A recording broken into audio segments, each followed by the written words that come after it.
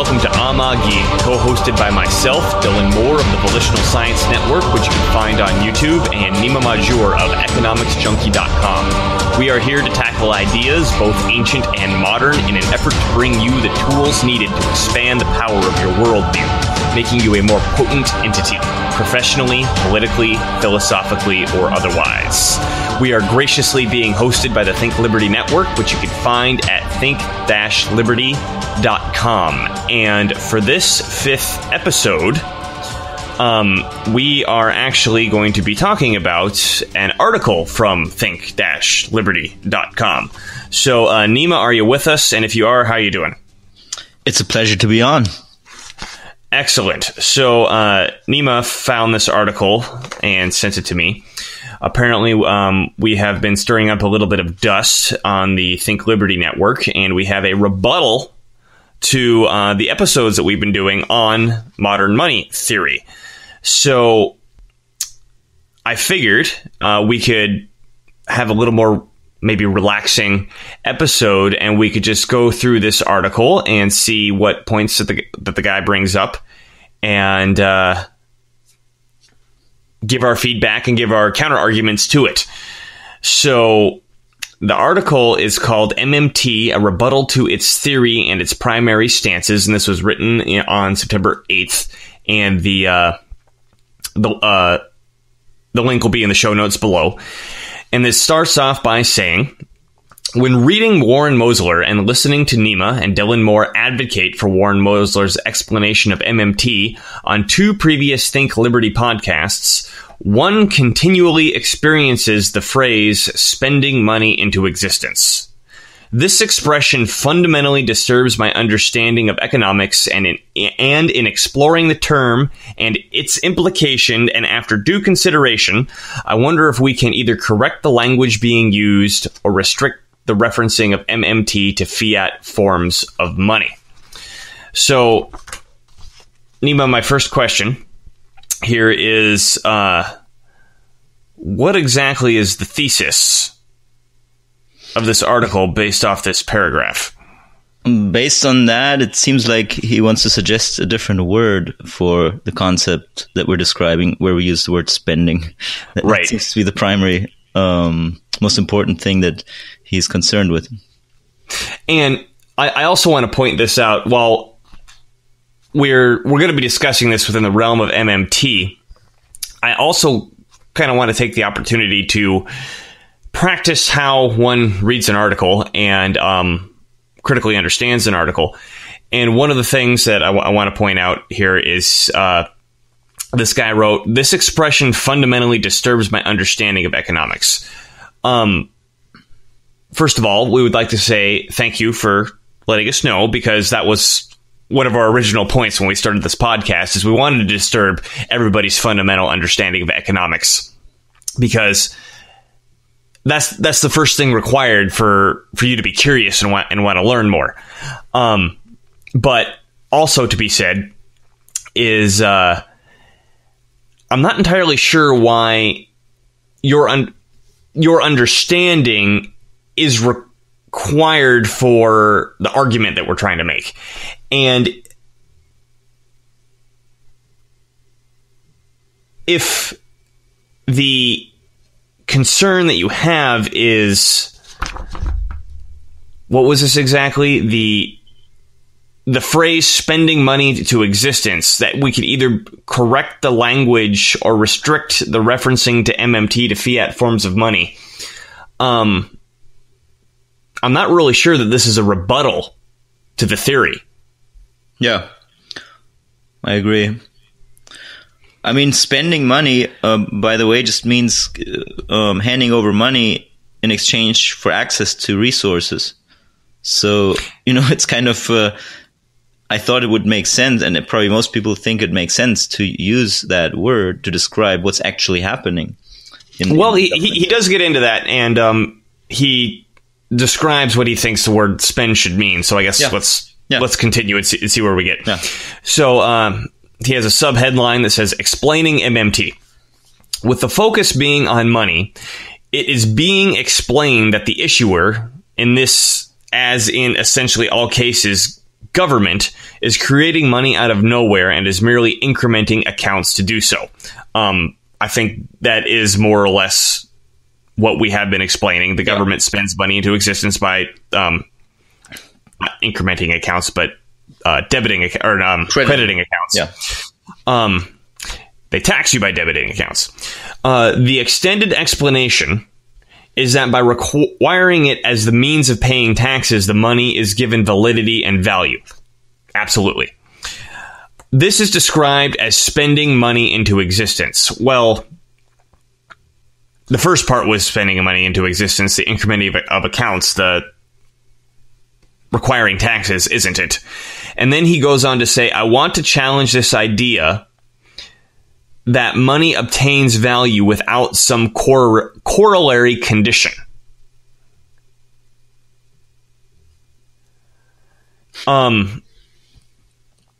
Corollary being some sort of cause and effect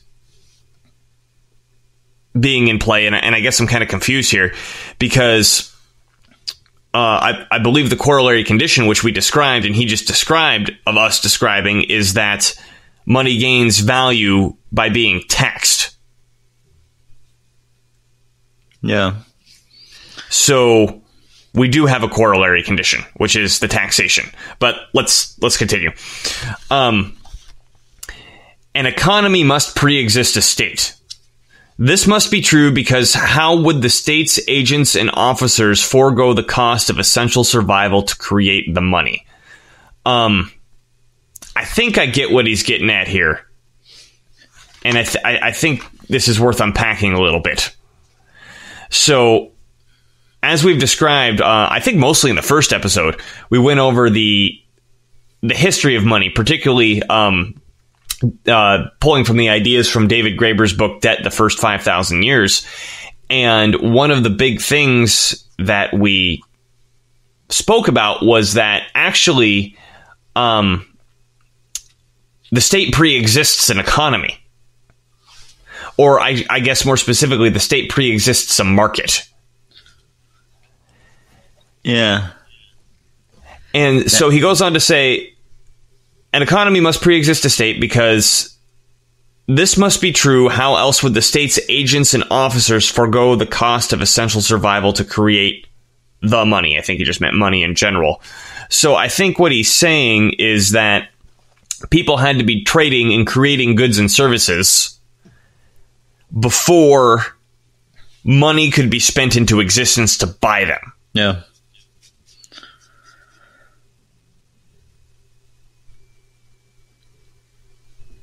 Any commentary, Nima? Yeah.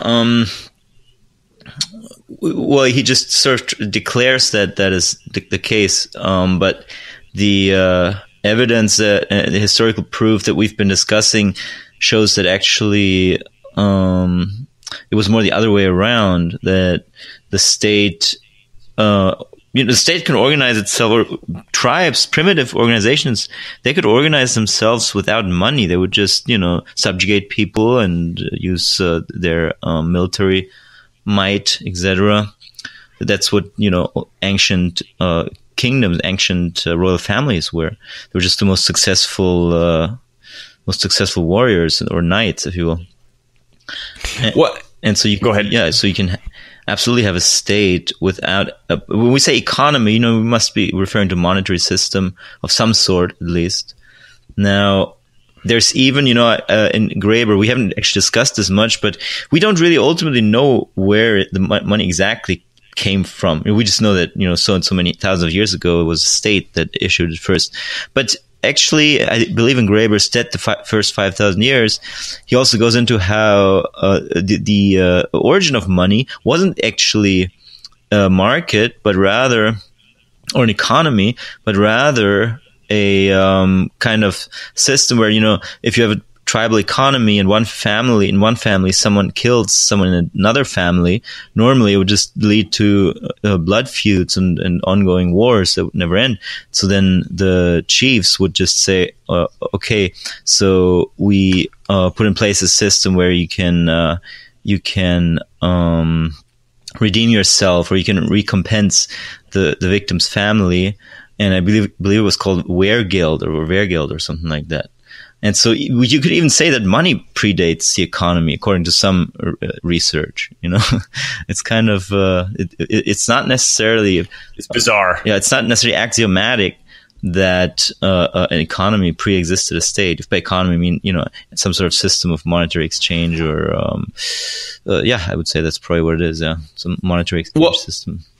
And if we look carefully at the word state, he's not clear exactly what he means by it, but I think I'll take what he means by it and say that states are kind of a modern situation. States require a lot of people and large militaries and a whole bunch of order followers to enforce state regulations, coming down from the whatever the ruling class is. Originally, we were organized in tribes, and I don't think a tribe quite fits the description of a state. And I think I see vaguely where he's getting at, which is to say, goods and services, and by goods and services, I mean, let's just say some basic foodstuffs or some basic shelter or some basic tools, had to exist before someone was able to plunder them, essentially. Even if that plunder was in the form of, I'm going to create money, then tax it, in which case you're gonna bring it to me because you need my money in order to pay the tax. And I think, like you just said, Nima, it's unclear if we go far enough back into history, what's the chicken and what's the egg. But also, it doesn't really matter. The good thing is, it doesn't really matter for the understanding of our existing system. What the ultimate solution to the chicken and egg problem is. Right. Well, and then I think also, if we go back far enough, because a tribal society, it's not like it existed predicated on the idea of free exchange. Like we're just trading stuff with each other because we see each other as equals. It was more a top to down pecking order where the person on top got to decide what the person below them got to do with their stuff, right, and what they were going to do with their labor. So, I mean, if we expand the concept of state to the monopoly on violence and kind of zoom that down into a microcosm, yeah, I could see how you can call a tribe a state, but it's certainly not a monetary system. Yes, I agree. It's certainly not a monetary system, but it's also certainly not a system where people are freely trading with each other either. Right. So let's continue here. So he says the first role of the state is typically to provide its jurisdiction with the security necessary for private economic actors to continue sustaining economic activity. I actually totally disagree with this. The first role of the state is to provide for its soldiers. Well, yeah, but the soldiers, isn't that what he means by security? He says is typically to provide its jurisdiction with the security necessary to continue sustaining economic activity. Mm-hmm. So for him, the primary goal is sustaining economic activity. Well, okay, but according to whom? He just says the first role of the state. According to whom? According to him? Okay, then that's his opinion. Yep. But what's his point, I guess, is the bigger question. Well, let's go on.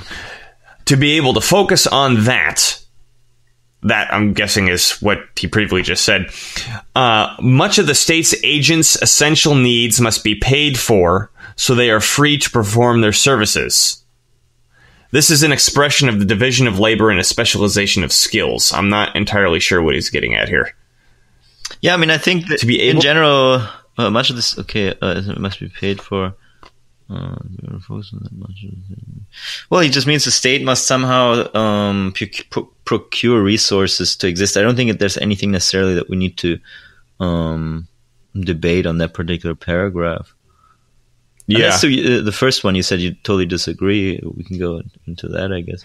Well, because I'm remembering the Roman example from David Graeber's book, or I guess even the Mongol example, where, well, for the Roman example specifically, where they go into an area, The Romans would go into an area, they'd conquer it, they'd take all the gold out of the area, melt it down into coinage, and then give it to the soldiers, and then demand the gold coins from the conquered peoples in form of taxes. Right. And that way the peoples wanted to provide goods and services to the soldiers in order to get these coins so that they could pay their taxes. And in that dynamic, the primary objective was taking care of the soldiers. I have the distinctive feeling the Romans couldn't care less what was going on in that conquered economy outside of the fact that the soldiers were getting taken care of. Yeah. And particularly if you look at Mongol history, which, if you think the Romans were nasty, read your Mongol history of how they would just, slaughter everybody down to the last man, woman, and child. For the rare people who did survive, the fact that the Mongols thought of their conquered peoples as anything other than something mildly tolerable that kind of got in the way of their army.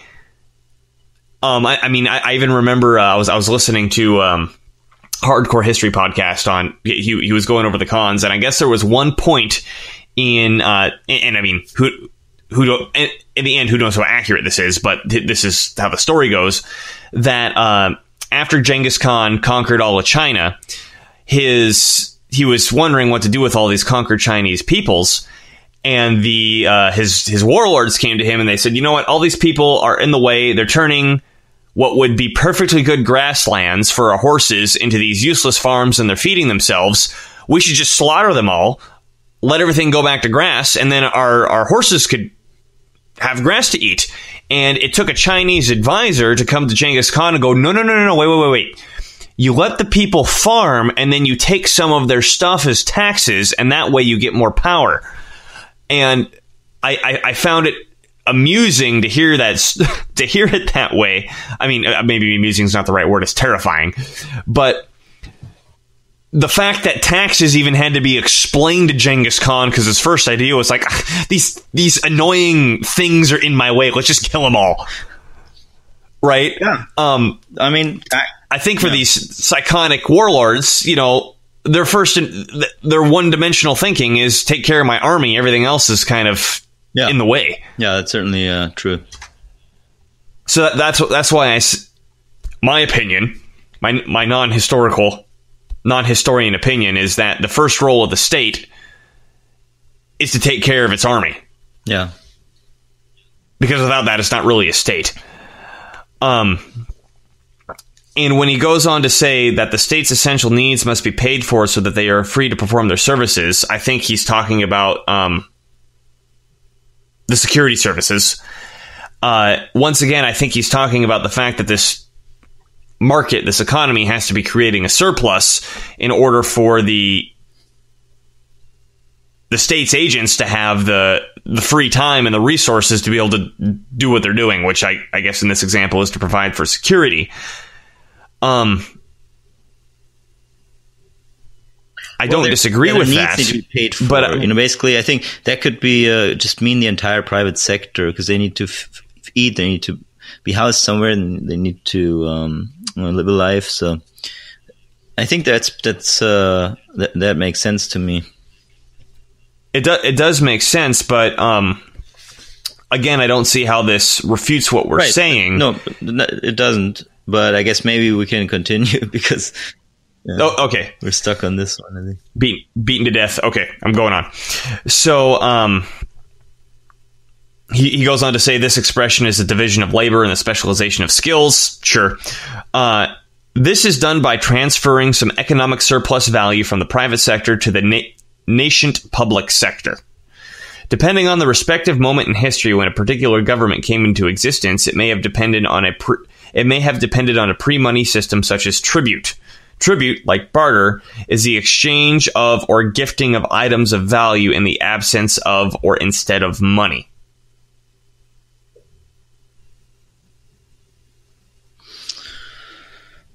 Yeah. But like, in the example that we read out or described about how the Roman army functioned, it's kind of the other way around. The army creates the private sector so that it can be supplied by it. So it's not like initially there's some surplus in the private sector that then gets transferred into the public sector. But yeah, again, I guess it's a very speculative discussion. What's the expect moment history but when we look at the MMT system, any given monetary system, what we say is still valid. The money is created by the state. It has the state's, it's printed by the state. It has the state's symbols on it, and so the government has to spend that money into existence first, and by doing that, it creates a private sector. Right. Because there isn't really any differentiation between the two until that happens. Yeah. I mean, at least not outside the monetary system. At least not in the sense of the monetary system. Yeah, if we're talking about how the money's used. Yeah, and the monetary system is very important in this economy, obviously. So that's the system we're talking about. Maybe there's some outside, some small tribal system of some kind, but we're talking about an economic system, a monetary system specifically. So he goes on. He says, a war chief's government, in a tribal example, only became an inherited title after demonstrating its military prowess. We just agreed with that earlier. Over generations, this fact might be subsumed by a tradition crediting the office to a god, but at its inception, the role had to be earned either by a service or by conquest, and most likely a blending of these activities. Sure. This office is to be understood, like all economic entities, as a consumer of value from the surplus work of the community. Again, I agree, but this doesn't explain anything about the dynamic between the two. Yeah.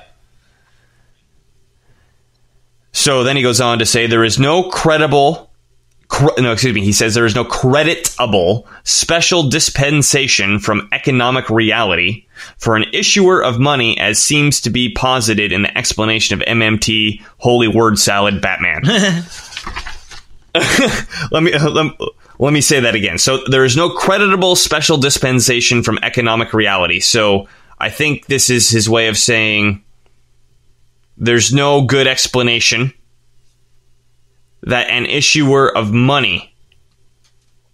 What?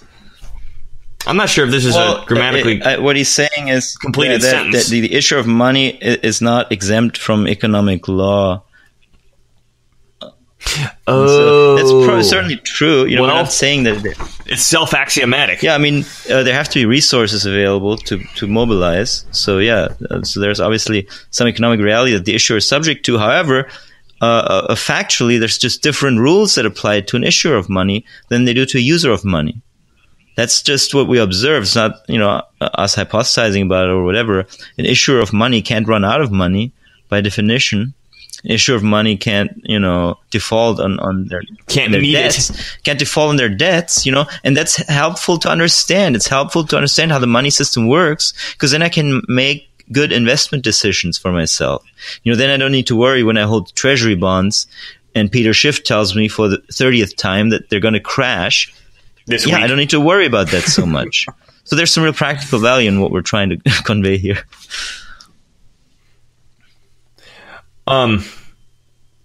The economy must pre-exist, and some surplus value must be transmuted before the state can create money. Again, just a claim. I don't see... Yeah, it just must be true, but yeah, let's see what... Yeah. The state's incentive to create money is to make its own consumption more efficient, and as an additional service to the community...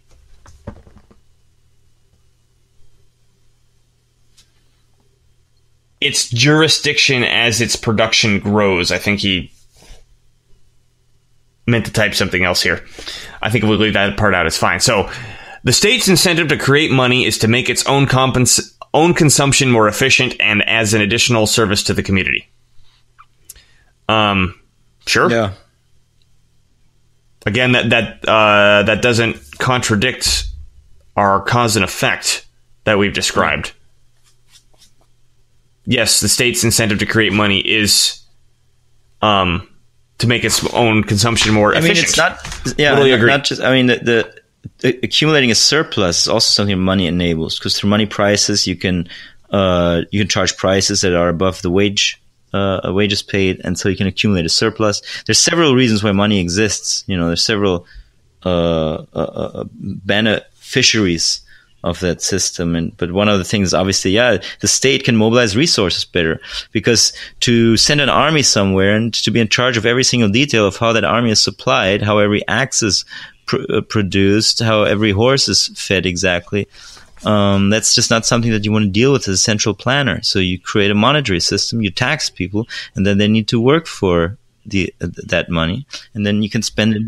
Well, I think on top of that, if you need to feed your horses and you need to sharpen your axes and you need to feed the troops and all this other stuff, if you're going to do that simply by going into an area and just plundering it directly, you're going to run out of stuff really quickly, and your chances of your plundered area revolting are also going to go up. But if you set up this money taxation system where it's not exactly clear where the plunder is, how the plundering is actually happening, of course it's going to be more efficient at getting the state resources, because the people aren't feeling so openly oppressed. Yeah.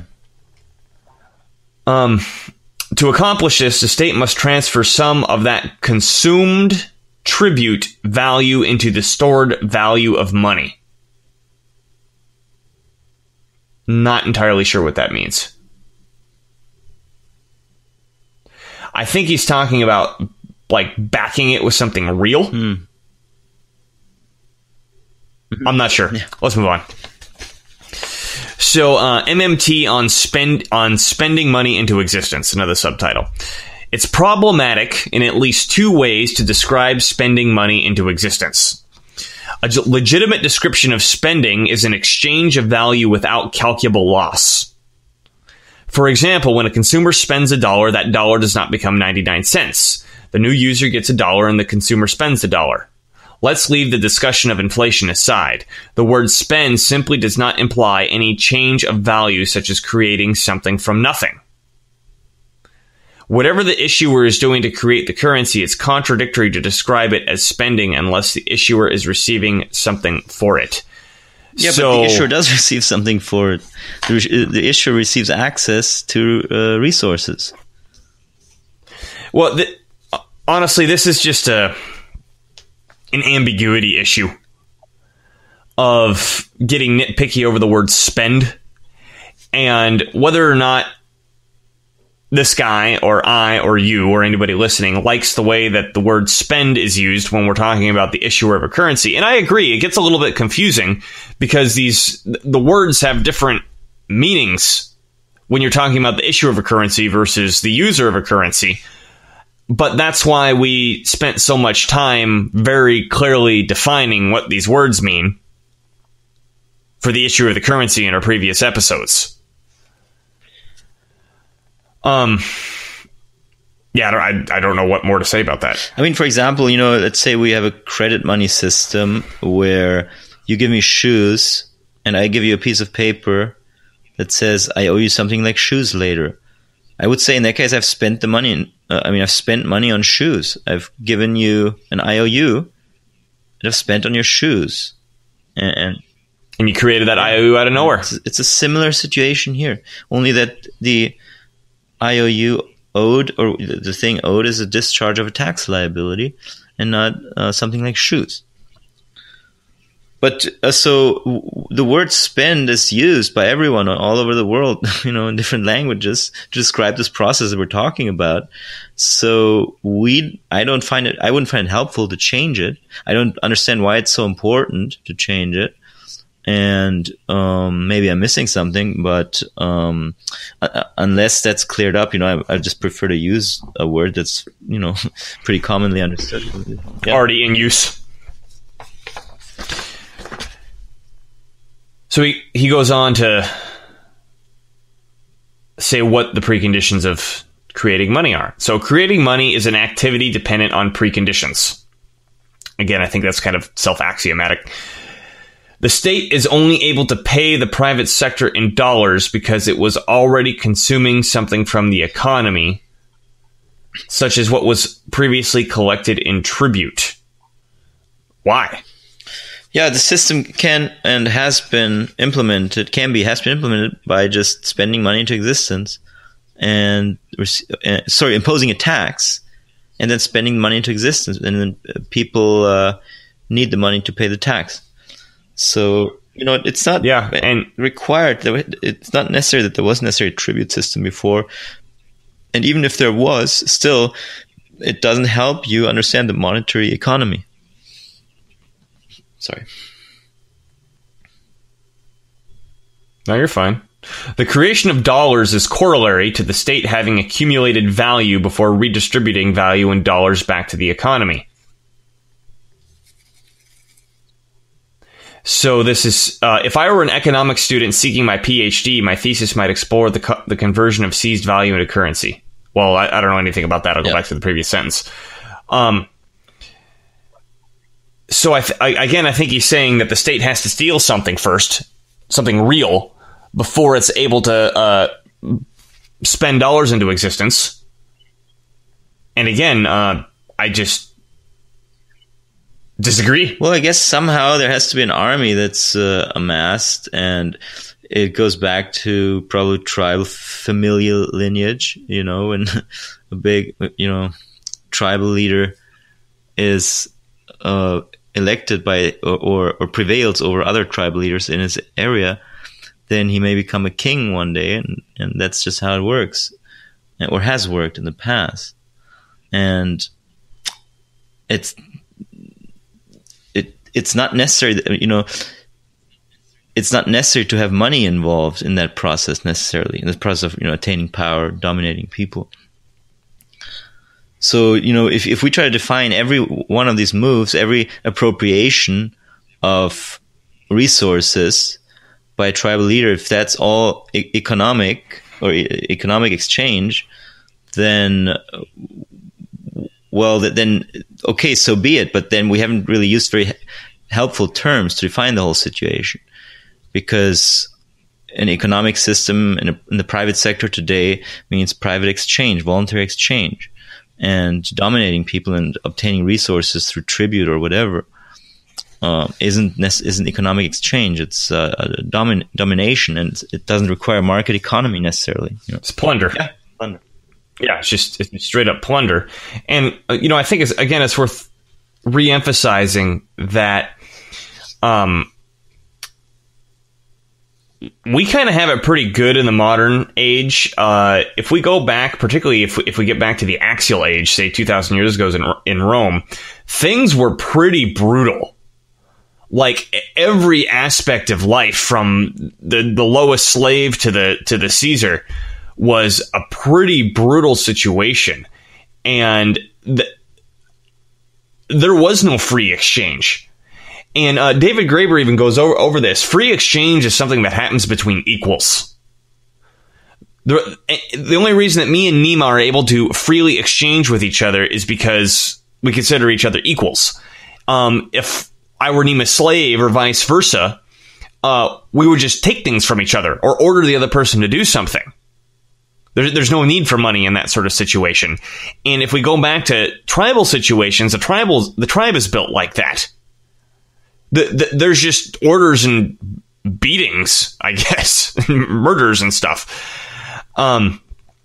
So to even get to a point where we could talk about free exchange, I think is after something that we can historically look at as modern states have arisen. We could start talking about free exchange, which I guess goes back to David Graeber saying, states came around before markets did. Because I think one of the things that the state creating money allowed people to do was have the unit of account. Like you were saying before with the shoes, I give you shoes and you give me a note that says, well, I give you something that's worth shoes. Well, what are shoes worth? Well, if we have this unit of account, we can say, okay, well, shoes are worth 10 units of account, so you owe me 10 units of account of something else later. Yeah. And this all goes back to the fact that in order to have the money, at least historically speaking, I know we just did a previous episode where it might not have to be this way, but any other way that we've ever seen, in order to have any money, taxes have to be demanded first, and then the money gets spent into existence later.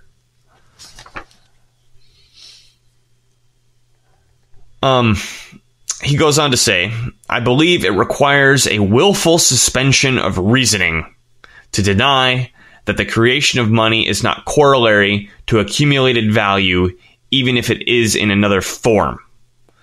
So again, we got a little bit of word salad going on here. But I believe it requires a suspension of reasoning to deny that the creation of money is not corollary to accumulated value.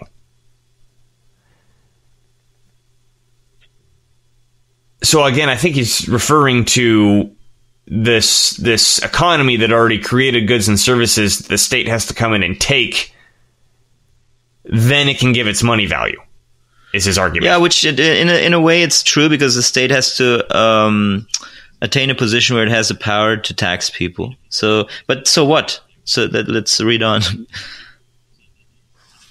Okay. Money is fungible after all. I mean, yeah, we never disagreed with that. These conditions cannot be divorced and treated as silos. I'm guessing that's a typo, and I don't know what I think he means like what he was getting at. Separate silos. He actually meant silos, but I don't know which what's means in the separate. silos. I'm not really clear on that, actually. Okay. They are part of the very system that makes the state legitimate as an issuer of money. Again, I'm confused by this paragraph, so I'll just keep going on. So we get into gold bullion and gold coins. Consider turning gold bullion into gold coins. The state does not give the gold value. The value of the gold is intrinsic. What's the intrinsic gold of value, Nima? There's no such thing as intrinsic value. But the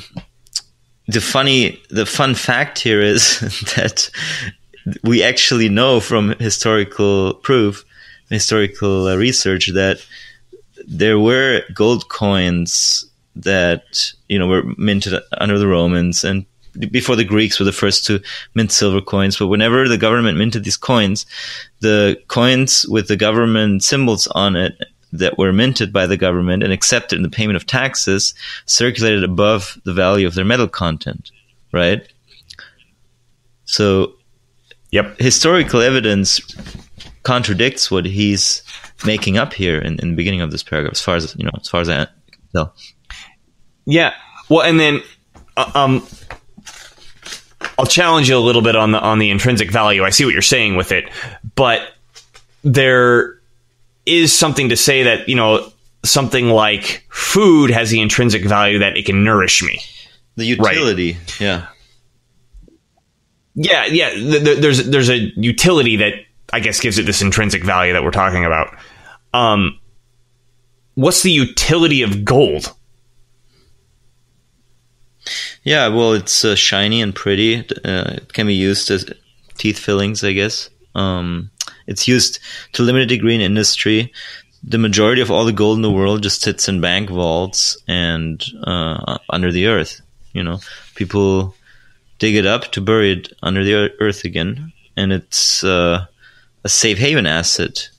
And but that's a financial service, I guess. So really, in terms of the real economy, there's not much of a utility to gold.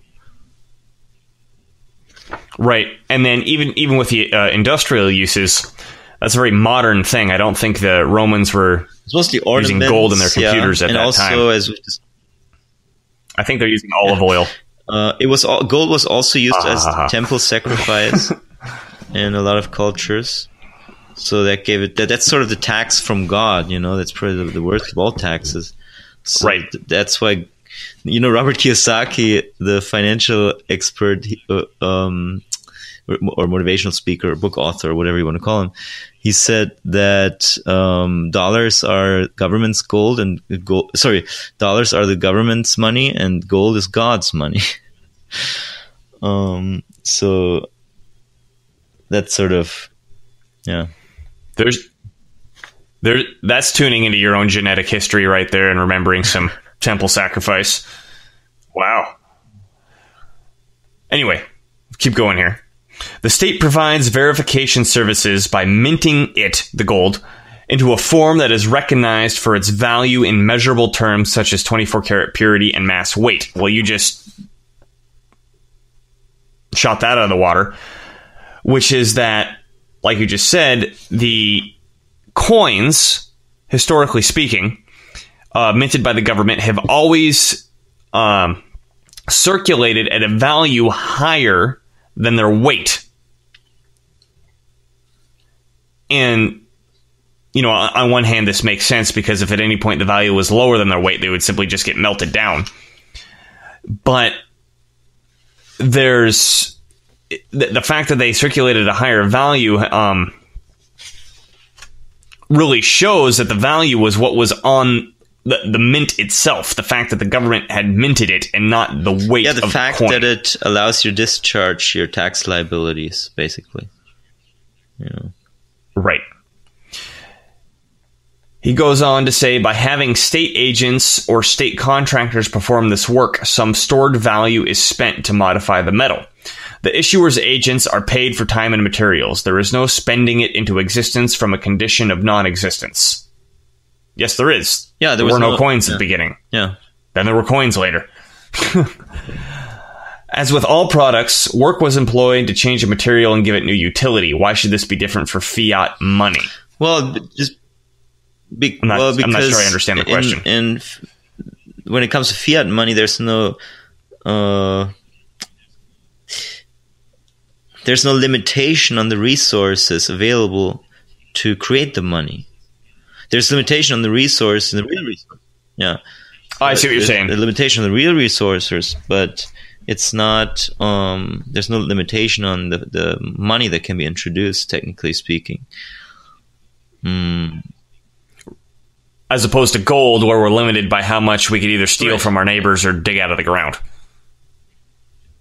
So he just acts like it was always will always only be gold, but there were times when gold was used to track these debts that are created, when this monetary system is put into motion.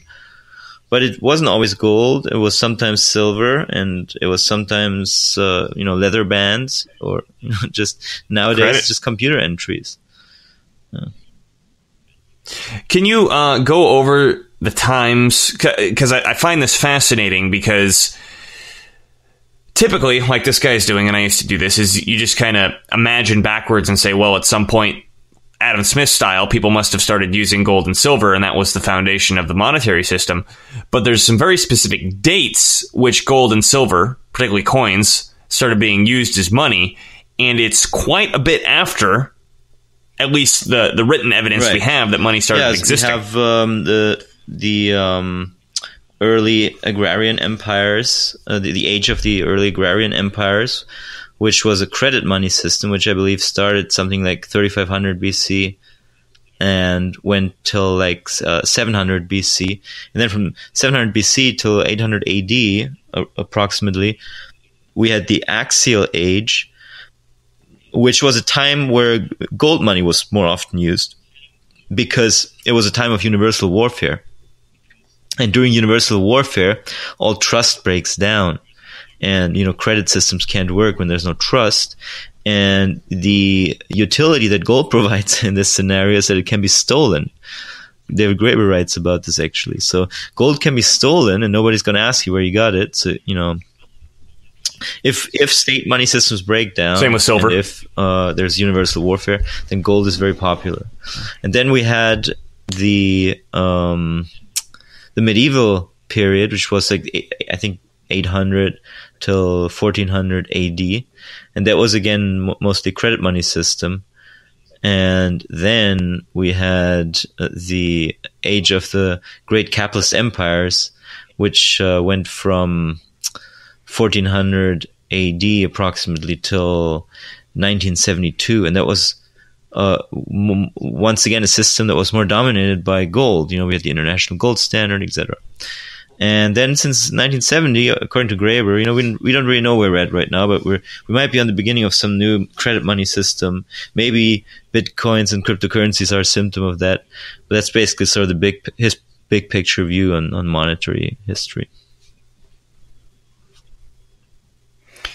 And just to fill in some blanks there, when you mention the agrarian empires, you're talking like the Sumerian area, right? And then when we're in the axial age, this actually kind of happened in Rome, China, and India simultaneously. The most history that we have access to is Rome. Obviously, they wrote more, and it's easier for us to read than, I guess, Chinese and Sanskrit. And one interesting thing for me when I was reading Graeber's book was for the age of the capitalistic empires, when we had this international gold standard, and particularly when the Spaniards were gold and silver crazy all over all of the Americas, that the whole time China had a silver standard currency. So what was very interesting is that while the conquistadors were busy raping and pillaging the Americas for every last ounce of precious metal, a lot of it just went to China. And one of the arguments that Graeber was even putting forth is that possibly one of the reasons why silver was so popular worldwide at that time was simply because China had the silver standard.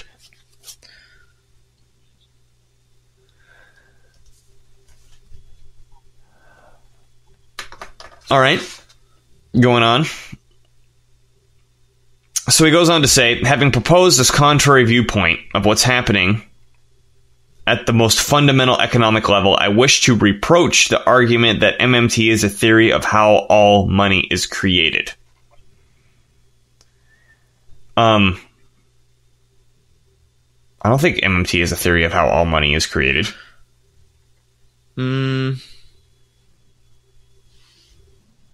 I mean, it's kind of a pocket in there that describes how it doesn't talk about cryptocurrencies, money is created. So, yeah, I guess. Yeah. I guess it's not all money.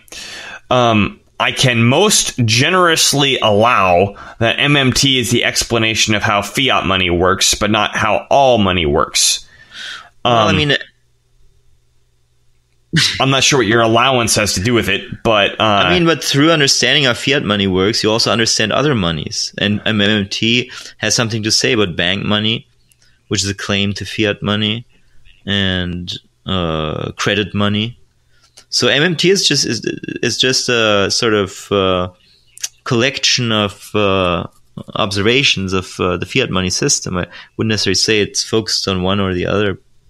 Primarily, Minsky and MMTers after him, they had a lot to say about the banking system and about bank money and credit money. So whether it's all money, I don't know. Maybe there's some type of money that he doesn't tell us about, that MMT doesn't talk about. But so what? Yeah. Well, and then one thing you missed was gold-based money, because I believe MMT also describes how gold-based money works. And then he says right here, contrary to claims, it is not persuasive that it is how a gold-based money worked. I think the word you were looking for there was accurate, not persuasive, because whether or not something's persuasive doesn't necessarily mean it's accurate. But MMT exactly describes how gold-based money works, which is that the government demands their taxes in gold, and then you have gold-based money. Either that, that's sort of the Roman style, or you have a gold standard where the government fixes, where it's technically still a fiat money system, but the government fixes the price of gold and thus has to, sort of maintain the gold price. But that's also something explained by MMT. Yeah. unpack that a little bit, because I think people need to hear that one. That a gold standard isn't that the gold is money. Dollars are still money, but the government has pegged a certain amount of dollars for a certain amount of gold. Fiat money system has been around for thousands of years. You know, like we even just said, it's probably one of the first money systems. But sometimes the money system is implemented such that the government fixes the price of a certain commodity. For example, if it fixes the price of gold with that fiat money, we call it the gold standard. And because of the barter theory of money, a lot of economists think that that the gold money system is the normal money system, and then the fiat money is just piled on top of that. But it's not really historically accurate. It's more the other way around. The fiat money system has always been around. Sometimes certain lobbies manage to push through legislation to where, you know, or agreements, international agreements, to where governments fix the price of gold. Carol Quigley in Tragedy and Hope writes about how actually the banking lobby has always been very interested in having a gold standard, at least at the modern banking lobby, like the late 1800s and through the 1900s. They were oftentimes in favor of a gold standard, because a gold standard artificially suppresses the bank's ability to lend money, and thus limits inflation. And so if inflation is limited, then the interest money that the banks receive is worth more, or its value is more secure. So that's why Carol Quigley suggests that banks were oftentimes in favor of the gold standard, or the banking lobby in general was in favor of the gold standard.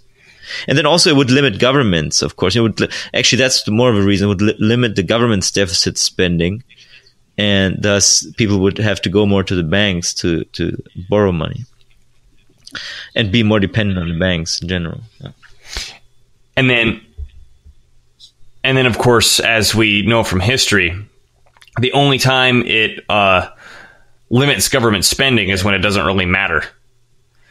And the time that it should be limiting the government spending, which is when all the governments want to blow each other up, for example, World War I, yes, they just go off the gold standard.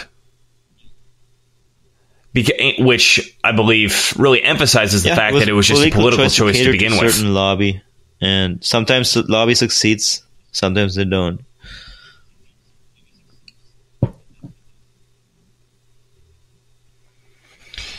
He goes on to say, I don't know if it's how a crypto-based money would work, but since crypto is based on a mining algorithm, I don't think MMT applies to it either. And the only thing I could say is we just talked about that in our last episode. Yeah.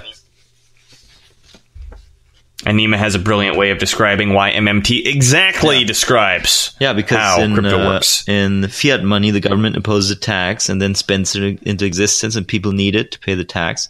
And in Bitcoin, the miners impose a fee and then spend the Bitcoins into existence, into the non-mining sector. And then those people always need some Bitcoins to pay transaction fees to get access to the blockchain.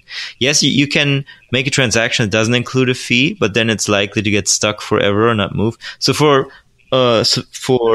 reliable blockchain access, you need to pay Bitcoins. Practical purposes. And so there's that same kind of flow created in the Bitcoin economy. And to me, it's been very helpful to understand how cryptocurrency works, and so that's our take on the question of whether MMT explains crypto.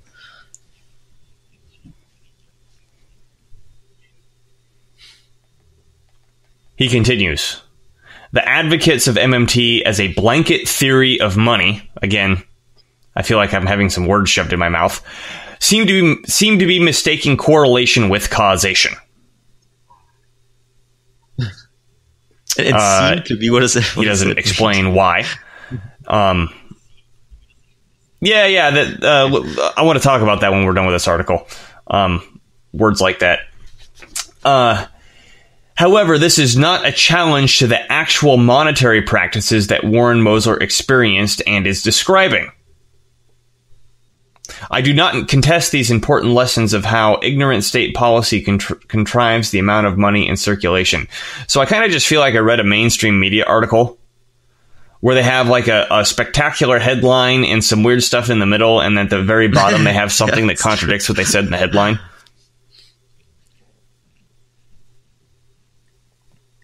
After saying all that, this is not a challenge to the actual monetary practices that Warren Mosler experienced and is describing.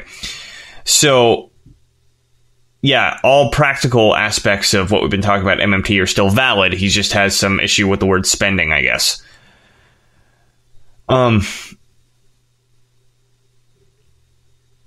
Let's see. He goes on to say, I'm pseudily horrified that the people that are given authority over the decision to create more dollars or to tax dollars out of existence are so completely ignorant of the consequences of their actions. For this, I am grateful for the tutelage we have received. Strange wording.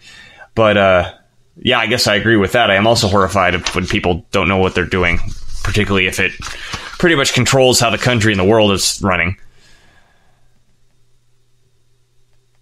I do not contest that for expedience that the banking system is foregoing a ledger system to track income and spending the way an accountant does and the way both gold and crypto blockchain are tracked. But calling this creation and destruction of money is more suggestive of a desire to create an exotic narrative. Yeah. Man, I just felt like I read an exotic narrative right there. Yeah, I mean, that's just a word salad. I don't know what else to say. Factoid, I guess, maybe is that if you pay your taxes in old dollar bills, they actually literally get destroyed.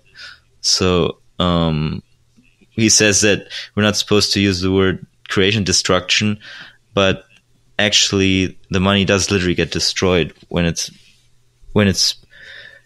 removed from circulation via taxation. Well, and then I think it's worth bringing this up again. The rules behest, I'm not sure if I'm using that word right, behest to an issuer of currency, which is that the issuer of the currency never has nor doesn't have money.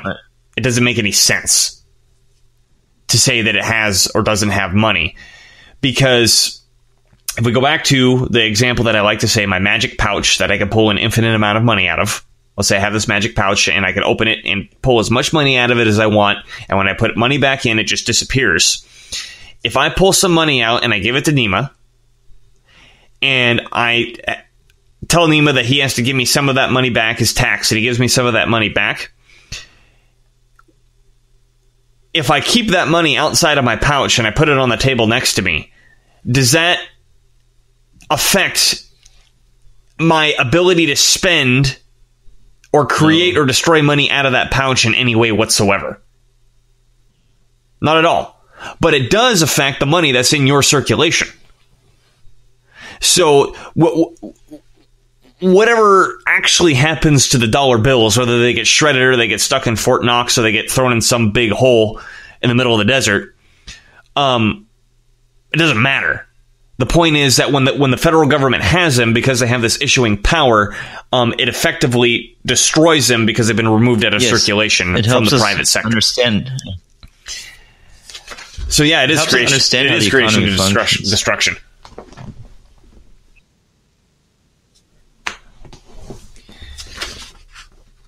Absolutely. Another explanation is that the state's agents are a combination of lazy and would rather not track those credits and debits too closely. Another explanation of what? Furthermore, I do not contest that austerity is a bad idea when it is done without radical reduction in taxes, especially income taxes.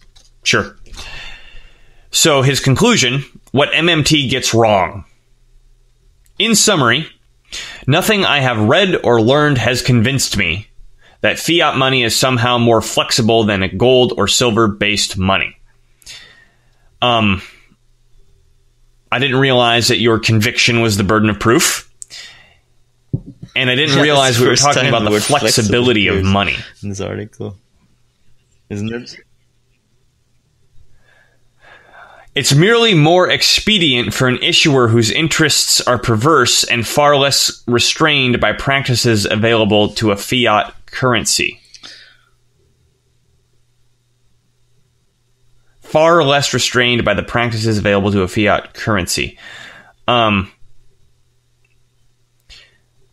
think this is getting at an argument that in quotes, solid currency like a gold or silver standard would restrain the government from spending too much and expanding its own growth. But as we mentioned, because a gold and silver based money is simply a political decision in the same way fiat is,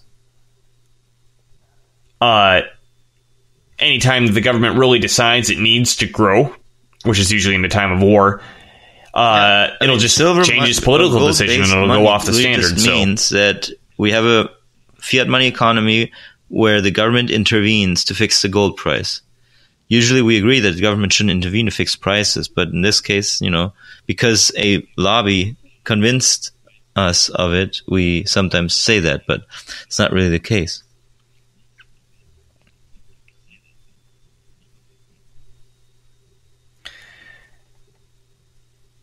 I disagree with the idea that this is something we should fix long-term or stop challenging. Fiat is a license for bad behavior, and the outcome is unlikely to be controlled via any political system. Any money must be protected from the political system, not manipulated by it. I have no idea what happened in that paragraph. I urge others to discontinue misappropriating the term spending by including it in the phrase spending money into existence, with the implication that no value presuppose the alchemical conversions of previously collected value into a new or replacement money. Even fiat money requires an economy before it can exist. Again, holy word salad, Batman. But he did get back to what he wrote originally, which is he's upset with the usage of the word spend. Which is kind of frustrating because the title of this article is a rebuttal to the theory, which in the guts of this, he did take some stabs at the theory, but the thesis seems to be the usage of the word spend. So, do you have any last words on MMT before we... No, I think we've covered it pretty well, yeah. Look at this article in general.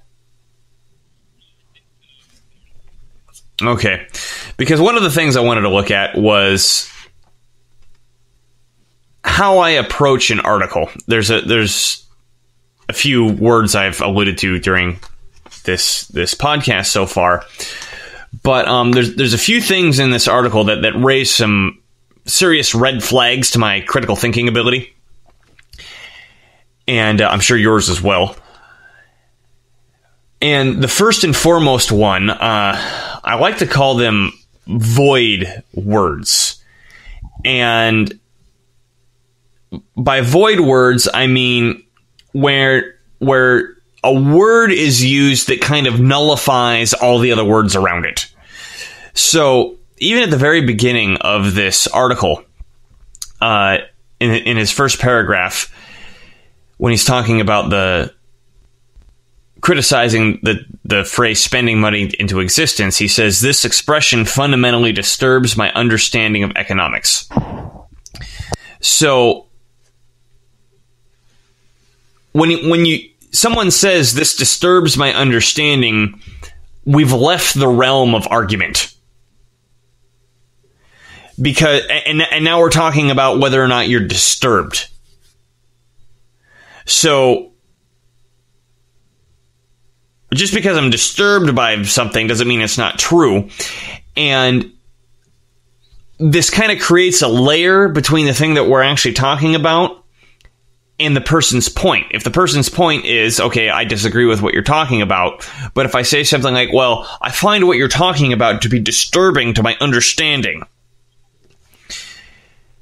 what this allows a person to do is anytime you try to call them out on their criticism, they can fall back to the part where they never actually criticized you.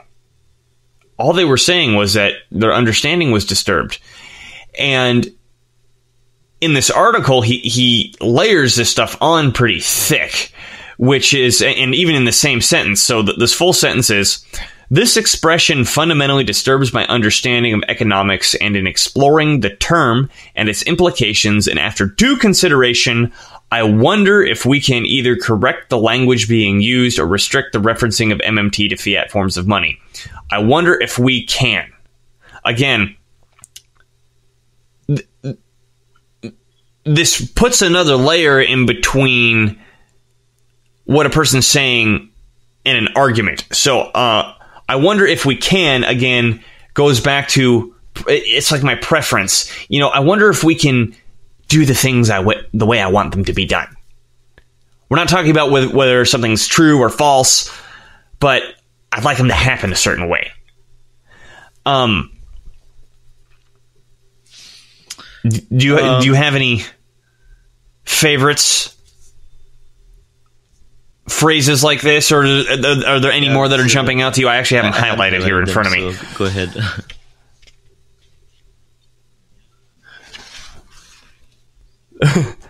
Okay, so there was another example. Yeah, when we get further into it, and he says, okay, he's going at the word spend, where he makes the argument that the way we're using spend is incorrect because this is the actual definition of spend.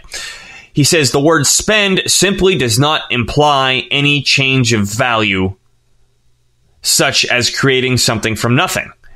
Well, again, imply is one of these words that a void word that puts a void in between what you're saying and the argument that's supposedly being made. Because whether or not it implies anything doesn't have anything to do with what we're talking about.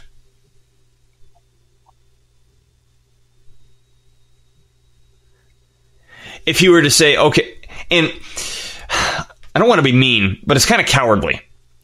Because when I say, okay, the word spend simply does not imply something, such and such and such. And if, Nima, you come back to me and say, okay, well, it does imply such and such and such, I can say, well, I just said it implied that.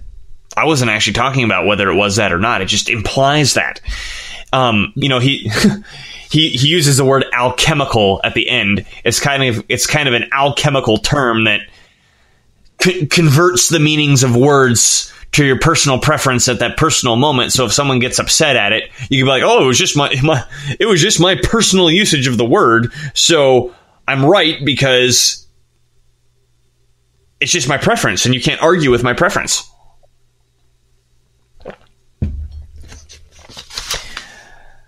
And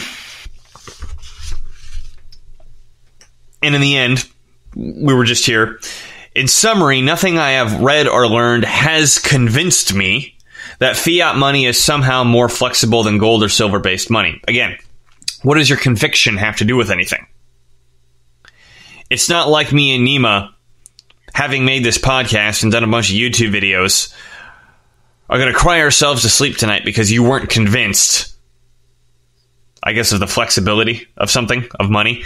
But, again, this is another void word where you're separating yourself from the argument that you're making. So if someone ever defeats the argument that you supposedly made, you could always fall back on the fact that you never really made that argument. You were just kind of supposing it or implying it or talking about your personal conviction.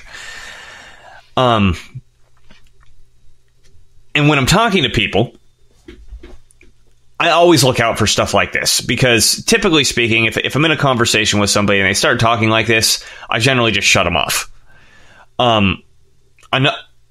This is the same vein of rhetoric where someone starts talking about opinions and perspectives, where if you're trying to, or if you are giving a well-formulated argument or doing your best to give a well-formulated argument, and someone starts coming up about, how perception is reality and we're all biased and, you've got a very strong opinion and what they're trying to do is they're trying to put this void in between what you're saying and the argument that's being made.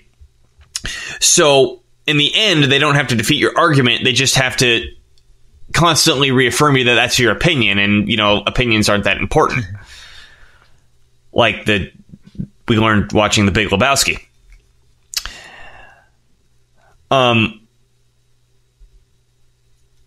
Are Are there any phrases and terms that you look out for, Nima, in this vein that tip you off?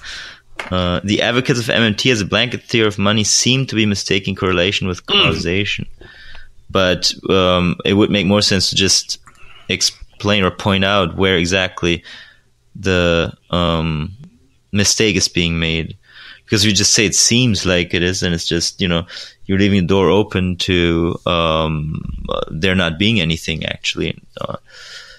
It's just a waste of words, basically. Instead, I would always say, point out the incorrect statement and provide the evidence that proves it incorrect. Yeah.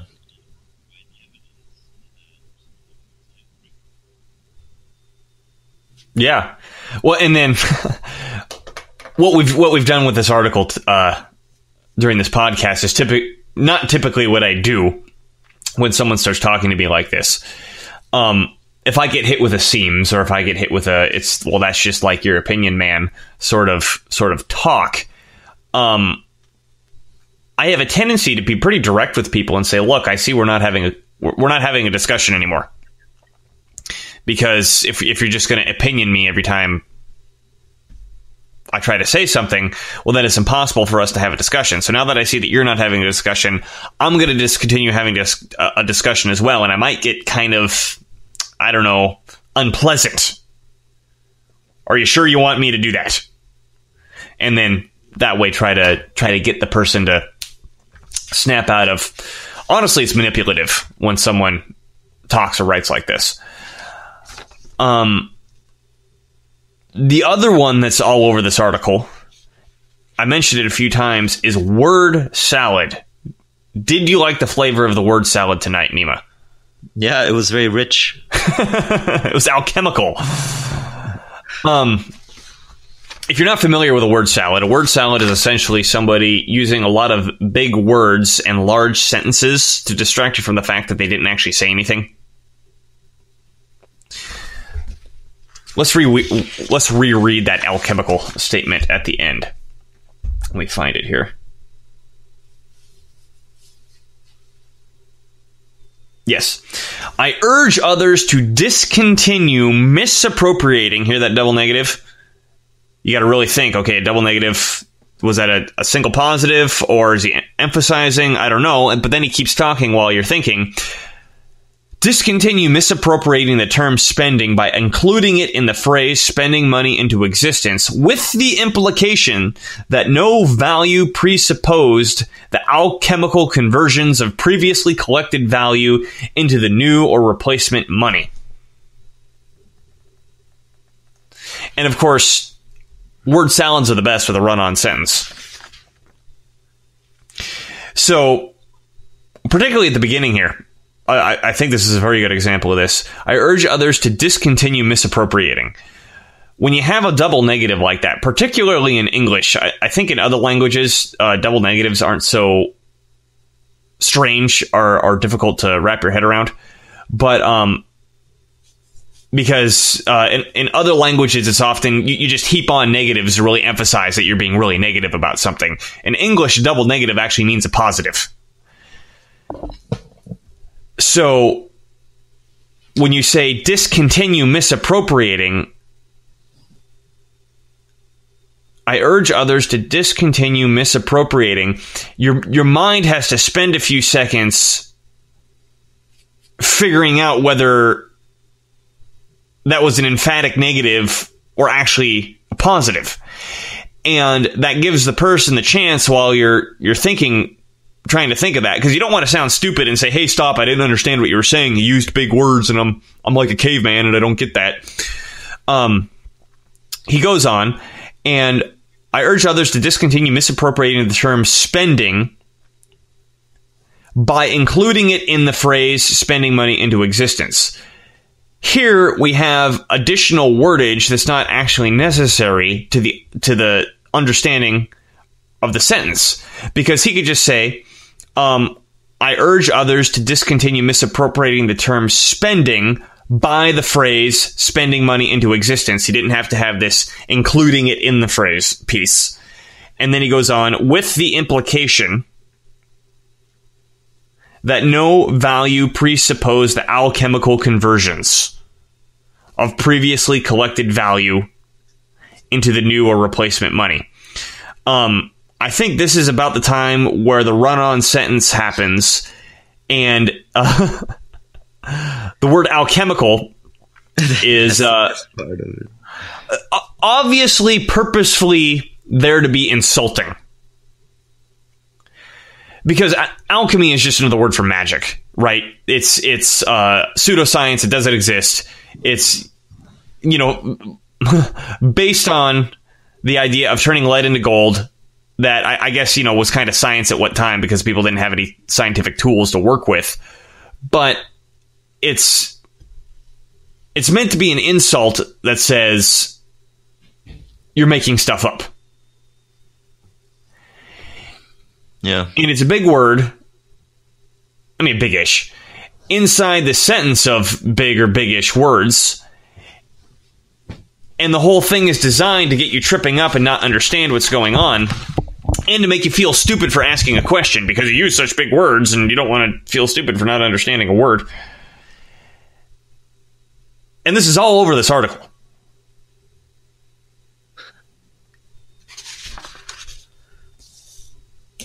And word salad is one of the most frustrating things to work with when you get hit with this sort of thing. At least for me, because I just don't know what to say. Like, I don't know if I want to clap slowly or what, because there's no word in the sentence that you can like jump on and say, okay, you're making fun of me here, or you're doing this there. It's kind of this overwhelming thing where often I don't even want to engage with the person because it's like, what's the point if you're going to just word salad me?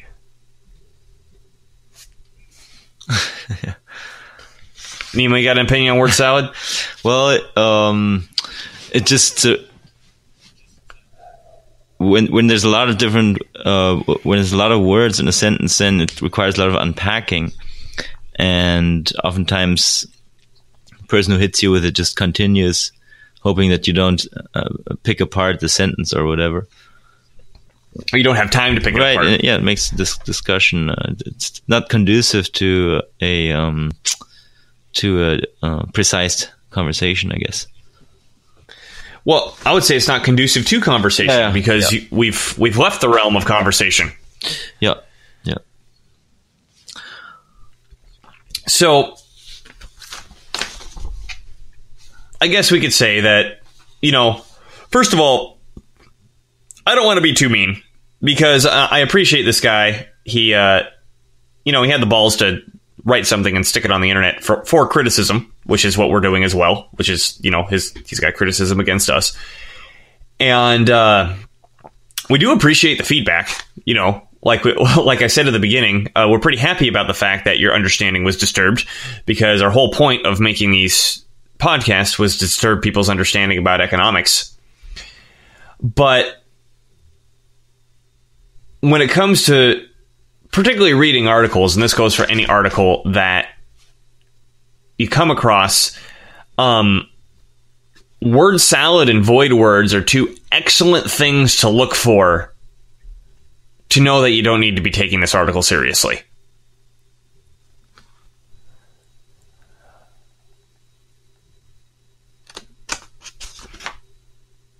Nima, was there any other sophistry tactics that you saw in this article that really stood out to you? I only really noticed those two. Well, the straw man, where challenging the idea that money obtains value without some corollary condition, where, we never said that actually. We said there's a corollary condition. Those are just typical things to look out for. And I think that covers that pretty much. Okay, so that covers that. And with that, This is Dylan Moore with the Volitional Science Network, which you can find on YouTube, and Nima Major of economicsjunkie.com. And we will be seeing you next week for another episode of Amagi. Thanks so much for tuning in.